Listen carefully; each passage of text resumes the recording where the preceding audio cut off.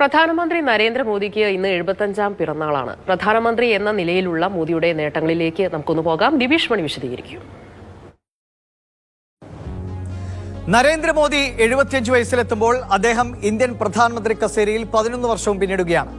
ഈ കാലം അത്രയും അദ്ദേഹത്തിന് മുകളിൽ നിൽക്കാൻ സ്വന്തം പാളയത്തിലോ പ്രതിപക്ഷ നിരയിലോ ഒരു നേതാവ് ഉണ്ടായിട്ടില്ല എന്നതാണ് വാസ്തവം.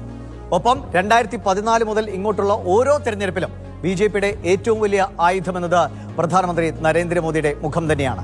പ്രധാനമന്ത്രി നരേന്ദ്രമോദിക്ക് കീഴിൽ ഭാരതം എത്തിച്ചേർന്ന നേട്ടങ്ങളിലേക്കാണ് നമ്മൾ വേഗത്തിൽ പോകുന്നത്. അതിലേറ്റവും പ്രധാനം ക്ഷേമ പ്രവർത്തനങ്ങളിലെ അദ്ദേഹത്തിന്റെ സാധ്യതകളും അദ്ദേഹം മുന്നോട്ട് വെച്ച പദ്ധതികളുമാണ്. പ്രധാനമന്ത്രി ആവാസ് യോജന ഏറ്റവും വലിയ തോതിൽ ഉത്തരേന്ത്യയിലെ ഗ്രാമീണ മേഖലകളിലടക്കം വലിയ സ്വാധീനം ചെലുത്തിയ പദ്ധതിയാണ്.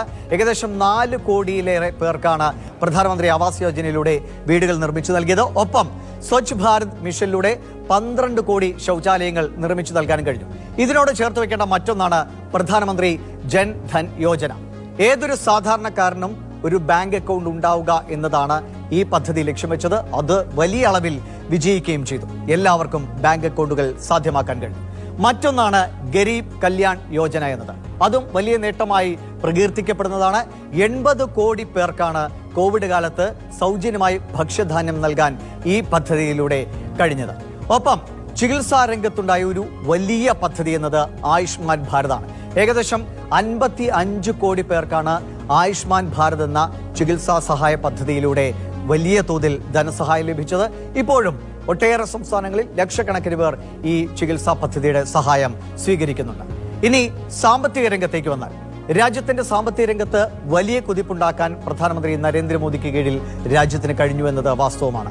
2014 10ാം സ്ഥാനത്തുണ്ടായിരുന്ന ഇന്ത്യയുടെ സാമ്പത്തിക രംഗം ഇപ്പോൾ ലോകത്ത് 4ാം സ്ഥാനത്തേക്ക് കുതിച്ചുയർന്നു എന്നത് അതിന്റെ ഏറ്റവും പ്രകടമായ നേട്ടമാണ്. ഒപ്പം വരുന്ന നാളുകളിൽ ഏറ്റവും വേഗത്തിൽ കുതിച്ചുയരുന്ന അല്ലെങ്കിൽ വളർച്ചാ നിരക്ക് പ്രകടിപ്പിക്കുന്ന സാമ്പത്തിക രംഗമായി നമ്മുടെ രാജ്യത്തിൻ്റെത് മാറുകയും ചെയ്തിട്ടുണ്ട്. ഇനി സാമ്പത്തിക മേഖലയിൽ തന്നെ എടുത്തിട്ടുള്ള പ്രധാനപ്പെട്ട ചില നയങ്ങളാണ്. അതിലേറ്റവും പ്രധാനമാണ് 2017 അവതരിപ്പിച്ച GST-യുടെ ഈ കഴിഞ്ഞ ദിവസങ്ങളിൽ അവതരിപ്പിക്കപ്പെട്ട 2 സ്ലാബുകളിലേക്കുള്ള മാറ്റമടക്കം അത് വലിയ തോതിൽ സാധാരണക്കാർക്ക് ഗുണം ചെയ്യുന്നതാണ്. 22 മുതൽ അതിന്റെ നേട്ടങ്ങൾ സാധാരണക്കാരിലേക്ക് എത്തുകയും ചെയ്യും. ഇതിനോടൊപ്പം തന്നെ ചേർത്ത് വയ്ക്കാവുന്നതാണ് നികുതി ഘടനയിൽ ഉണ്ടായിട്ടുള്ള മാറ്റങ്ങൾ. പടിപടിയായി കൊണ്ടുവന്ന മാറ്റങ്ങൾ കഴിഞ്ഞ വർഷത്തെ വലിയൊരു മാറ്റത്തോടുകൂടി അത് കൂടുതൽ ജനപ്രിയമായി. പ്രത്യേകിച്ചും 12 ലക്ഷം രൂപ വരെ നികുതി ഇളവ് എന്ന തീരുമാനം വലിയ തോതിൽ സാധാരണക്കാരെയും ഇടത്തരക്കാരെയും സ്വാധീനിക്കുന്ന ഒന്നായി. ഒപ്പം സാങ്കേതികമായി നമ്മൾ നേടിയെടുത്ത വലിയൊരു നേട്ടമായിരുന്നു UPI എന്ന ഒരു സാമ്പത്തിക സേവനം. അത് 2016 ആരംഭിച്ചത്. അന്ന് വലിയ തോതിൽ അതിനെതിരെ ചില വിമർശനങ്ങൾക്ക് ഉയർന്നെങ്കിൽ ഇന്ന് ഏതൊരു സാധാരണക്കാരനും ഉപയോഗിക്കുന്ന ഒരു സാമ്പത്തിക പ്ലാറ്റ്ഫോമായി UPI മാറിയിട്ടുണ്ട്. മറ്റു പല രാജ്യങ്ങളും നമ്മുടെ ഈ സാങ്കേതിക വിദ്യ കടമെടുക്കുന്നു എന്നതുകൂടി അതിന്റെ നേട്ടത്തെ ഉയർത്തിക്കാട്ടുന്നു. ഇതിലൊക്കെ ഒപ്പം നിൽക്കുന്ന ഏറ്റവും പ്രധാനപ്പെട്ട മറ്റൊന്നാണ് ദേശീയപാതാ വികസനത്തിൽ രാജ്യം നേടിയിരിക്കുന്ന കുതിപ്പ്. 2013 91,000 കിലോമീറ്റർ ആയിരുന്നു നമ്മുടെ ദേശീയപാതയുടെ നീളമെങ്കിൽ ഇപ്പോൾ അത് 1,46,000 കിലോമീറ്റർ എന്നതാണ്. കഴിഞ്ഞ 5 വർഷത്തിൽ മാത്രം 3,600 കിലോമീറ്റർ അതിവേഗ ഇടനാഴികൾ നിർമ്മിക്കാൻ കഴിഞ്ഞു എന്നത് ദേശീയപാതാ വികസനത്തിലെ വലിയ കുതിപ്പ് പ്രകടമാക്കുന്നു. ഒപ്പം റെയിൽവേയിലുണ്ടായ സമൂലമായ മാറ്റം.